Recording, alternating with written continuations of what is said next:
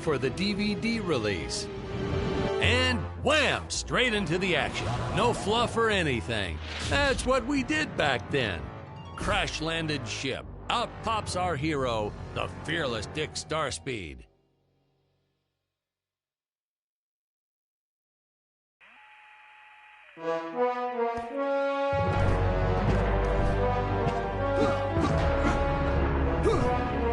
The ship's velociter reactor is damaged.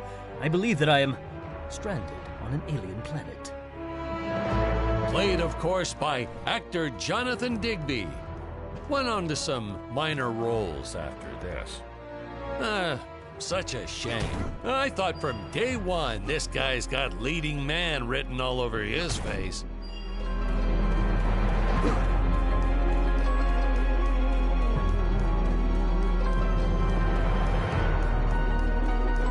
I'm often asked why Dick breaks these boxes. He actually ad-libbed it. I told Jonathan, always keep things exciting.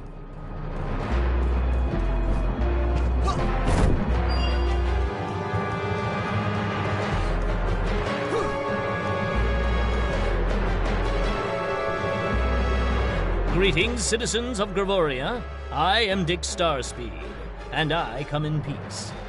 Probably shouldn't have had Dick draw his weapon when he was talking about peace. Well, maybe one day we'll go back and CG it into a sandwich or something instead. Ha! Just kidding. And this is what people pay to see. A no-name middle-aged B-list actor duking it out with stuntmen in costumes. Such stunning choreography.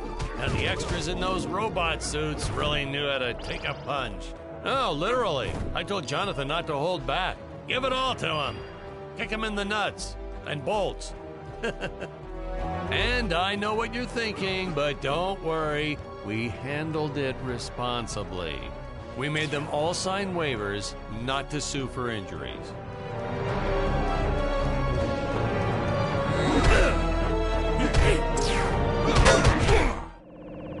Holy smokes!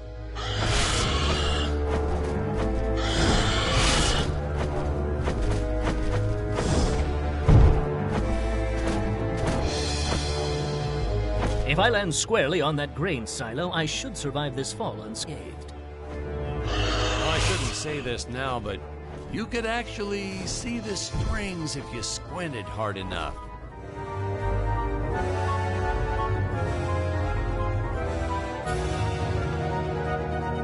A screenwriting trick from back in the old days. You put a grain silo or some haystacks down and it solves all your gravity-related problems.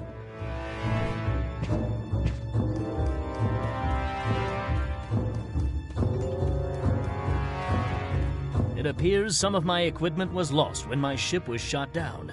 But what luck! This high-tech scanner reports that my ray gun is nearby.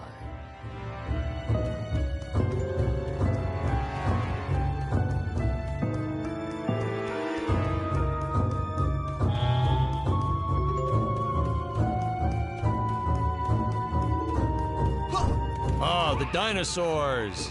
You just don't see quality stop motion like this anymore, do you? Someone actually sat there and moved them, frame by frame. Today, it'd be done with computers, but where's the artistry in that?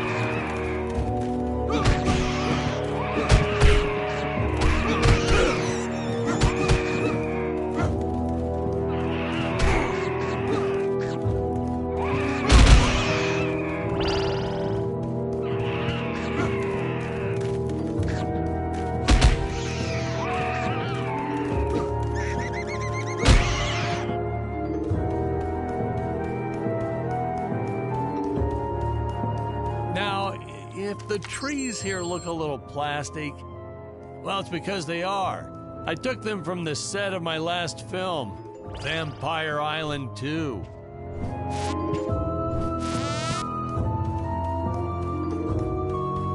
We got our fair share of nasty letters from scientists complaining about our portrayal of the dinosaurs. Was news to me. Apparently, these stegosauruses weren't meat eaters. Must have preferred shellfish or something. Blah, how do they know? That's what I say.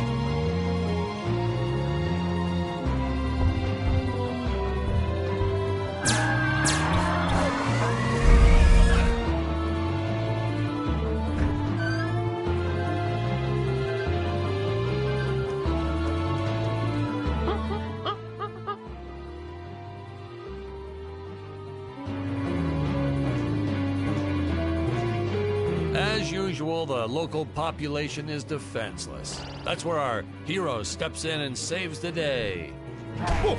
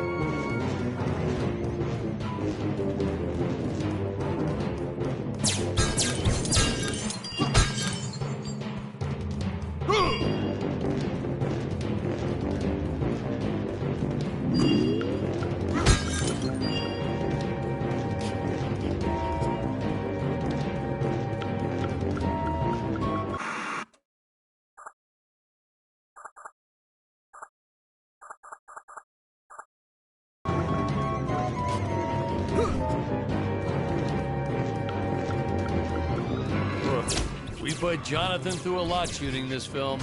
He wasn't the best actor, especially when reacting to getting hit. He's what you call a flincher. So I told the stuntman to really just go to town on him. It's the only way to get an honest performance sometimes. Our props master tried to make the weapons soft, but there's only so much you can do. Lucky for us, Dick's entire body was covered in that spacesuit. That thing was a lifesaver when it came to hiding bruises.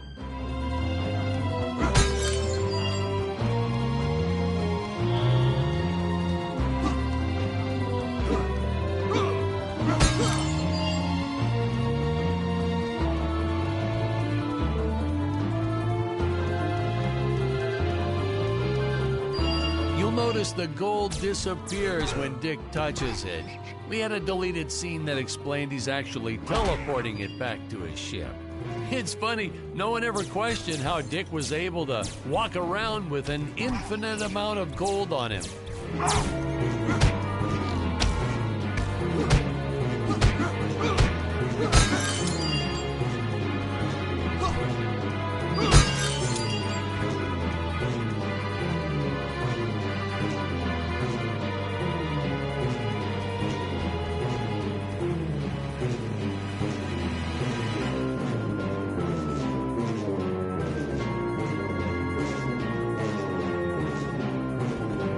We had to redo these shots. Our first attempt was kind of a disaster. We tried using real apes, thought it'd cut down on the costume budget a bit. But have you ever tried working with apes? They are the worst actors ever. They don't sit still for a moment. And the second you take your eyes off of them, they're flinging their feces all over the place. Jonathan refused to work with them after he got well, let's just say that he had to take more than a couple of showers one day. You know, you never forget the smell of monkey poo. We steam cleaned the studio top to bottom. Still never got rid of it entirely.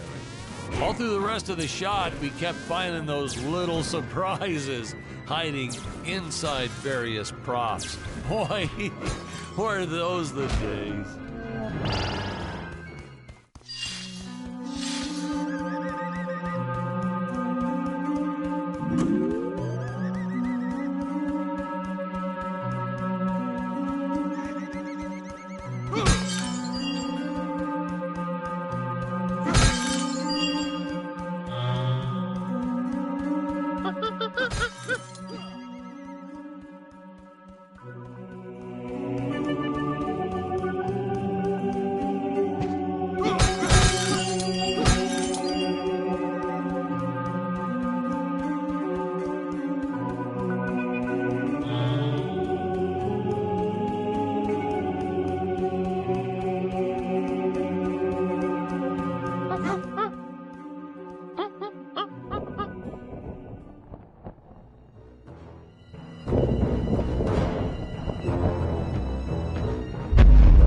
Some really top-notch stop-motion effects, huh?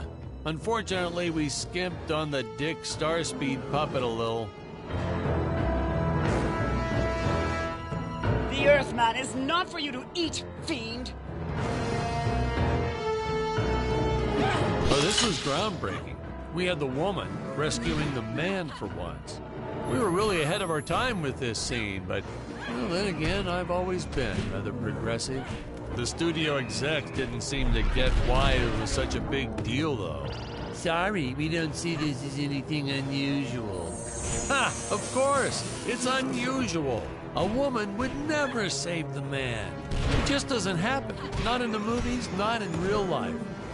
I don't know why we didn't get more recognition for this scene. I guess I was just a little too ahead of my time.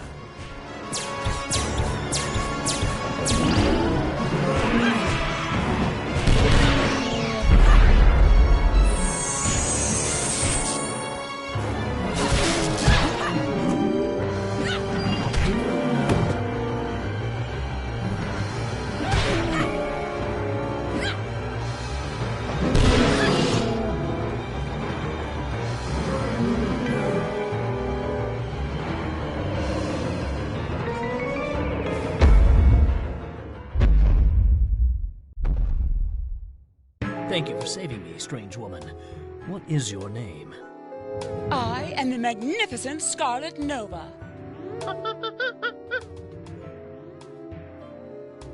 Do not question my motives. Just be happy that you are still alive. I must speak with my father at once. I shall teleport to his chambers.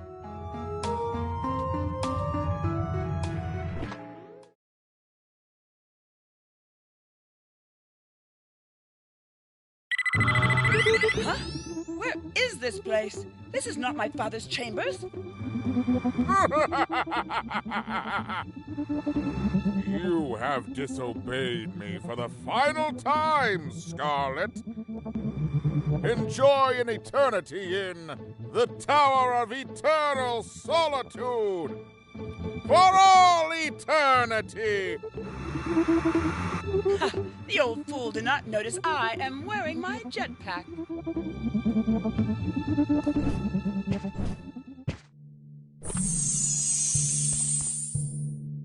Ha! Booster usage. Jump. Wait. Wait. Use booster. Survive deadly fall.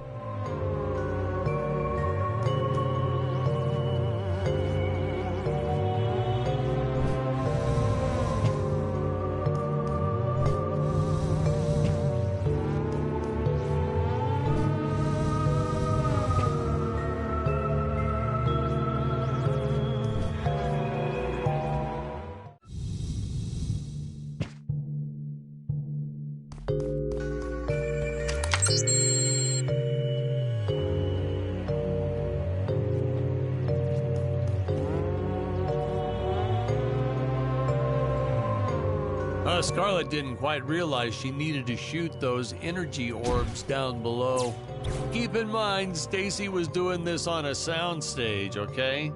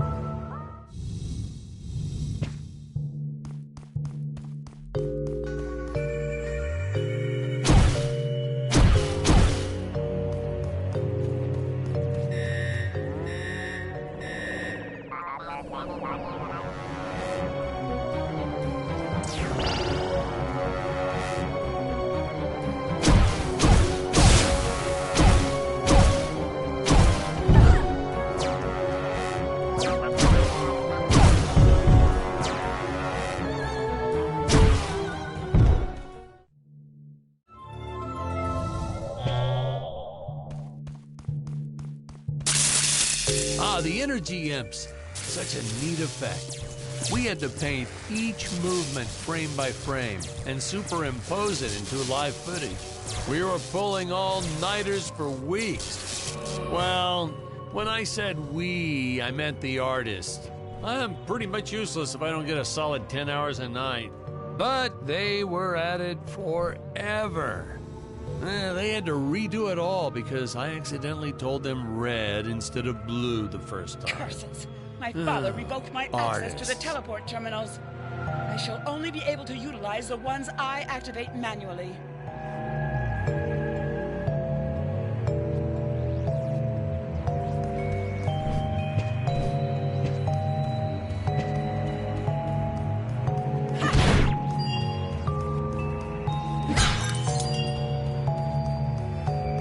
Man, some of these shots are dragging on longer than I remembered.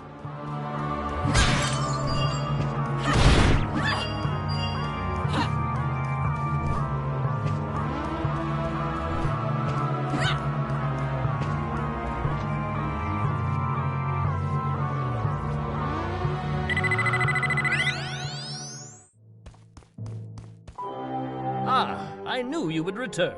Puny Earthman, you shall help me overthrow the Emperor. Why would you turn against your own father? How do I know I can trust you? This scene. This is practically Shakespeare in outer space. Just as the entire planet does. And, huh? Patrick, what's wrong with the video? Sorry, sir. Technical problems. Darn it, we're missing some really good writing here. There. Sorry about that. Well, we just passed right by her big scene. Basically, they agree to work together, but one must stay behind in the sleep chamber at all times. Should I rewind? Never mind. I'll continue from here.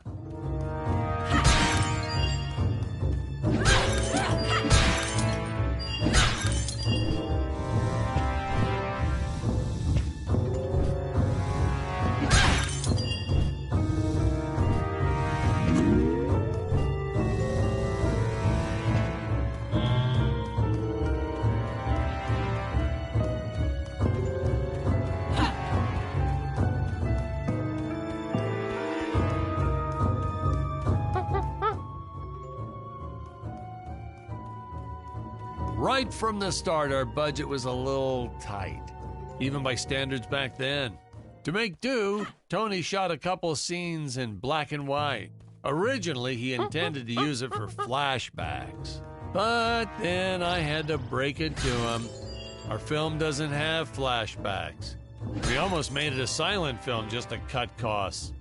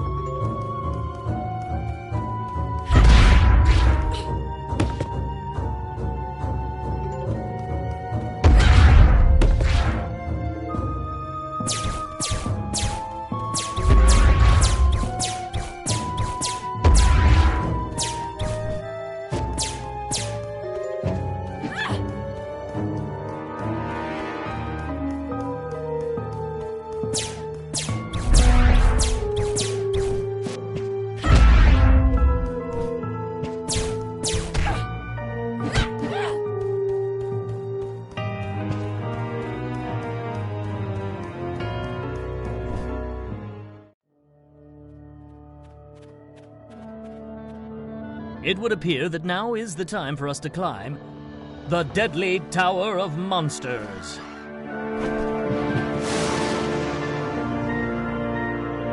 Good screenwriting 101. Always announce the title within the film itself. How else are you going to let the audience know your heroes really mean business?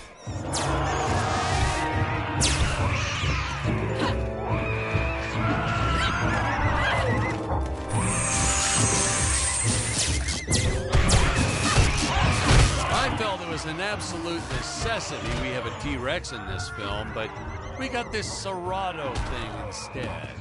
Of course, I went through the whole production thinking it was a T-Rex because, really, who can tell the difference anyway?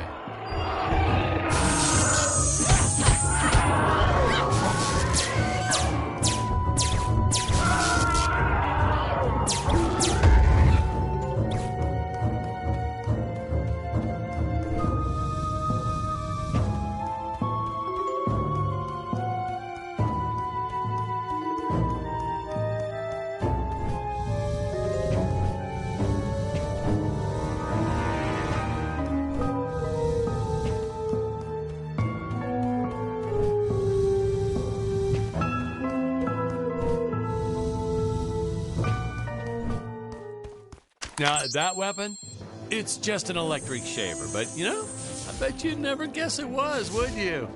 They look so futuristic.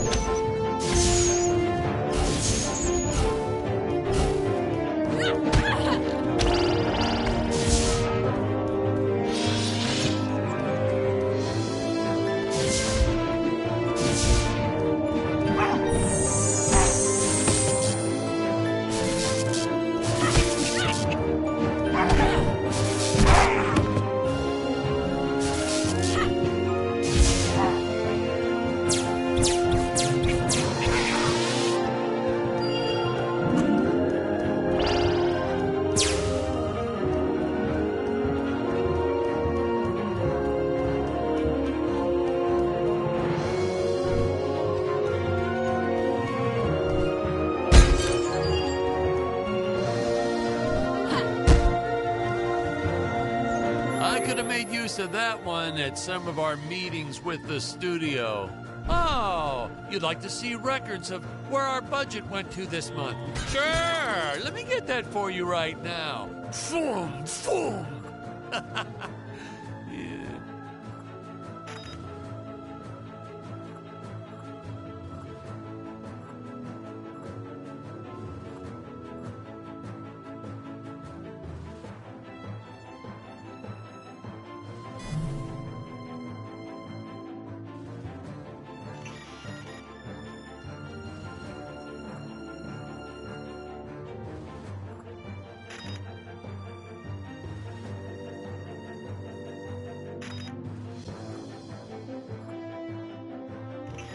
Unfortunately, those meetings ended in a much different way.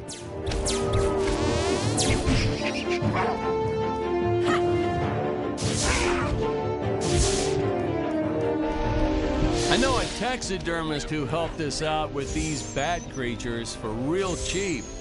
And he's not good. He's kind of sloppy if you want to know the truth. But that's the best part. A sloppy bat looks scarier. Oh, but you gotta sew up that sphincter. Just trust me on that one.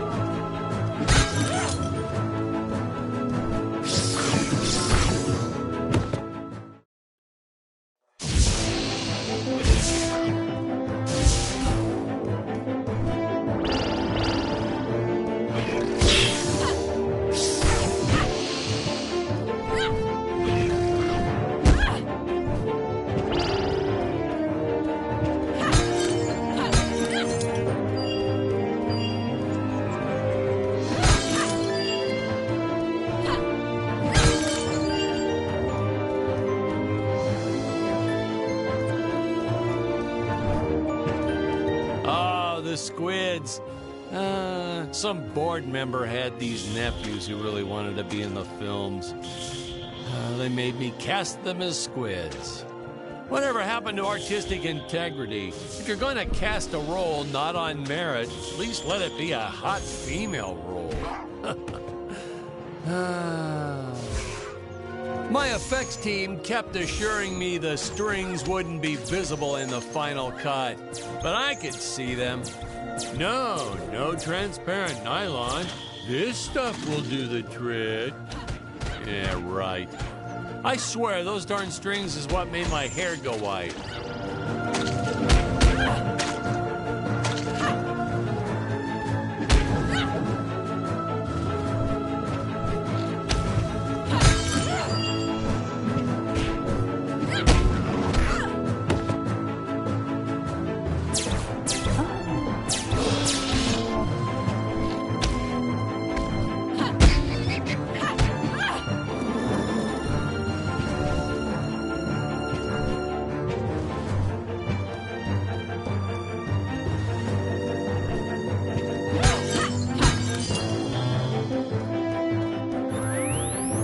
Teleport usage.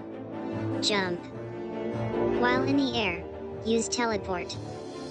Quickly return to upper floor.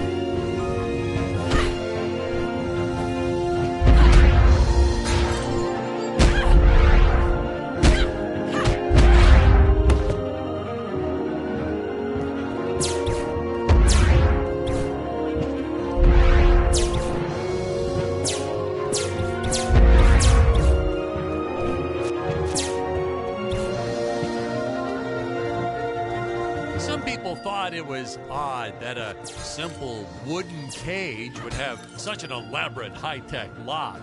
But hey, if a Gregorian ever traveled to Earth, I'm sure they'd think a lot of our stuff is weird too.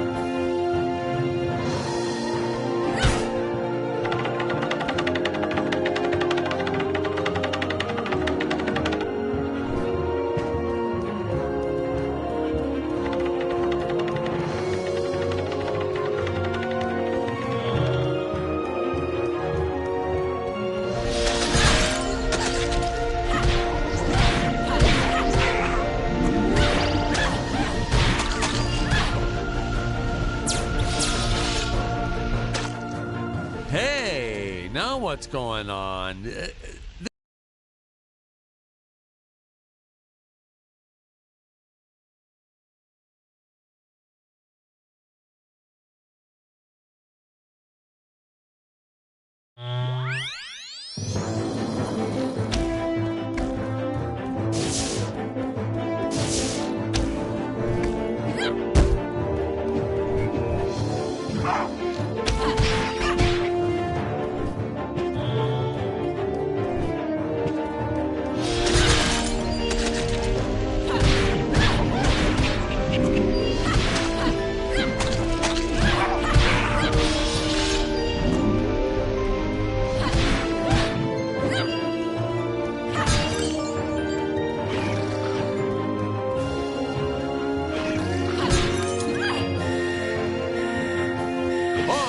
Want to miss a single minute of this scene. The nuclear ants. Hey, we need to remind the audience our heroes are climbing a tower, so I needed something that would stick to walls. Originally, we had these web-footed what-have-yous. Not very scary. And then I left some cake out in my trailer, and it was crawling with ants in the morning. And that's when it hit me. What is the most obnoxious thing in the world?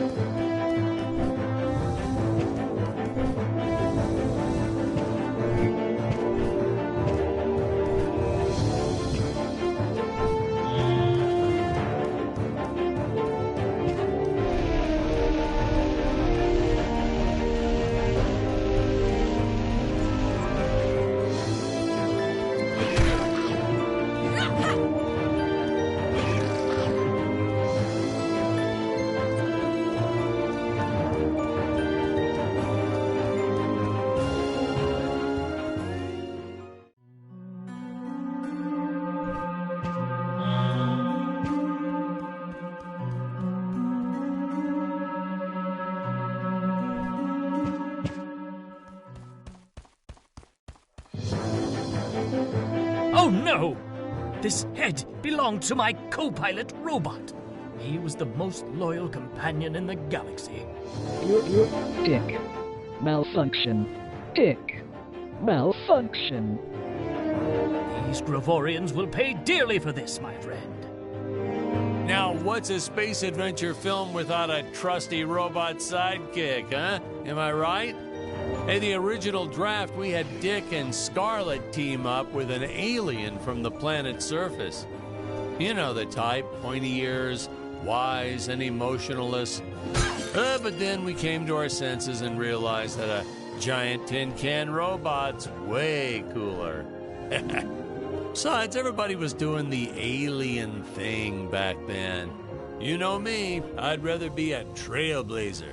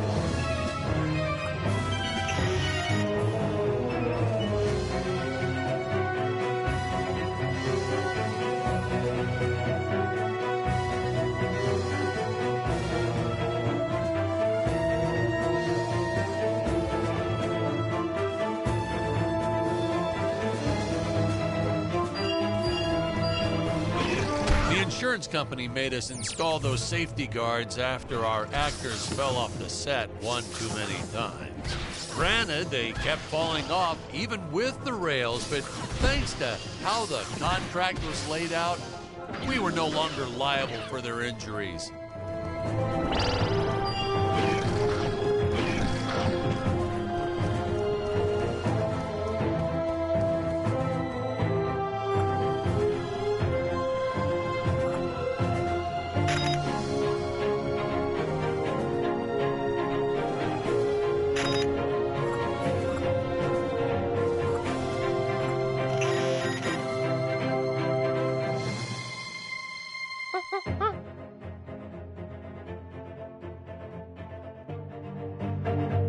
Well, ladies and gentlemen, I guess it's time to talk about the elephant in the room.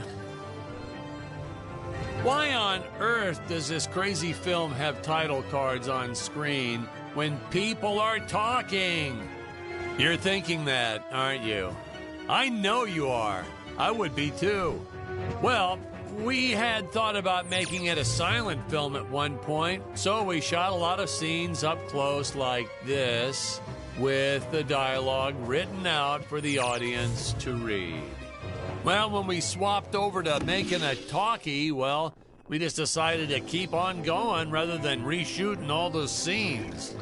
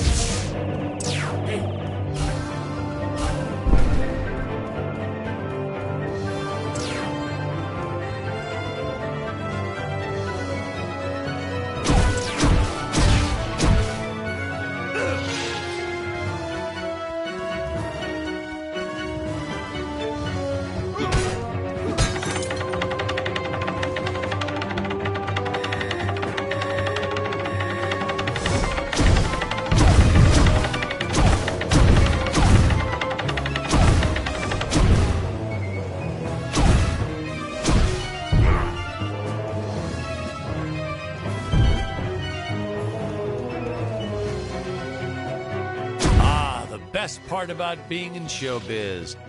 Craft services. It's like never-ending supply of free food all day long. I never had to pay for a single meal. Hey, Patrick, I notice you guys don't do that here in your studio. You should talk to your boss. Maybe even just a... Oh, no, Patrick! You got the...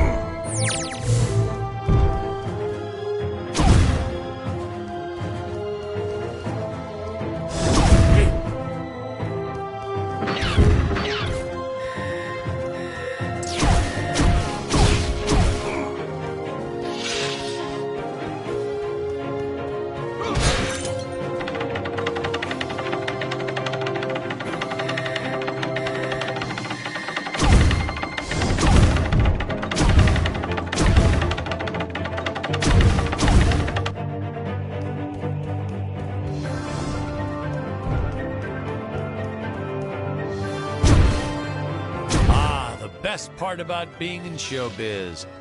Craft services. It's like never-ending supply of free food all day long. I never had to pay for a single meal. Hey, Patrick, I notice you guys don't do that here in your studio. You should talk to your boss. Maybe even just a bagel station.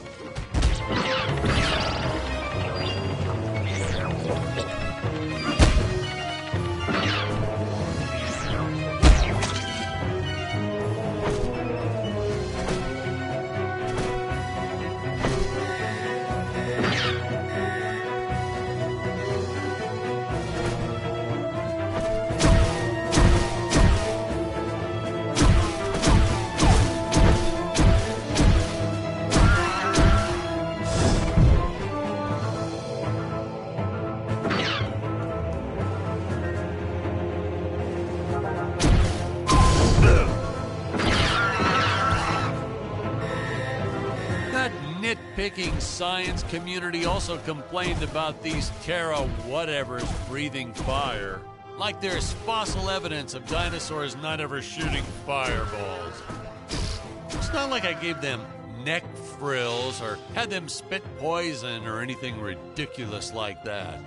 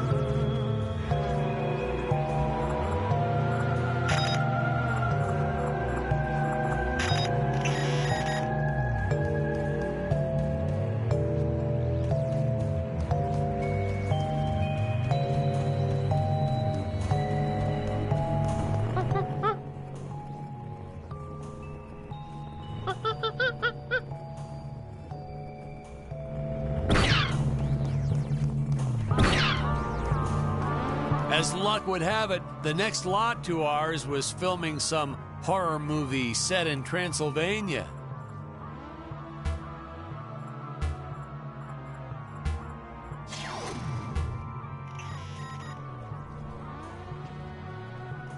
So we signed a soft contract with them to use their set after they wrapped for the day. And by that, I mean we kind of snuck in and filmed it real quick when no one was looking. I had my assistant Phyllis keep a lookout for the security guard.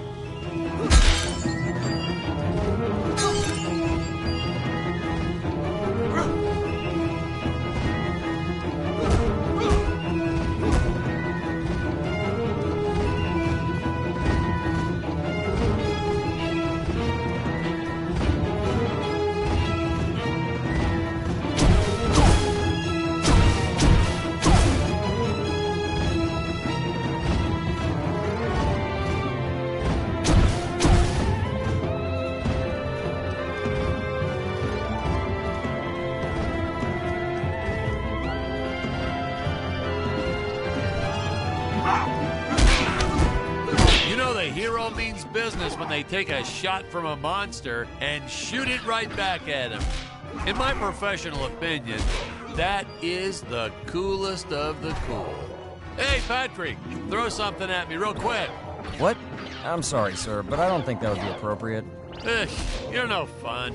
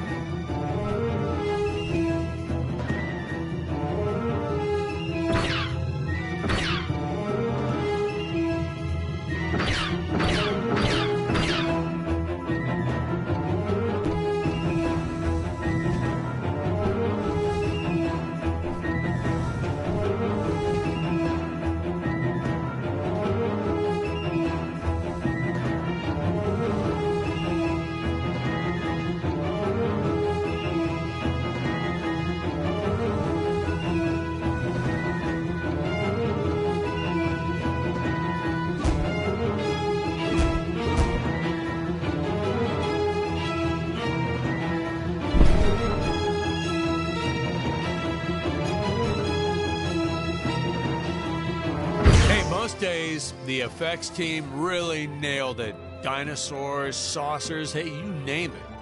But these, deflating rock boulder cubes, not their best work.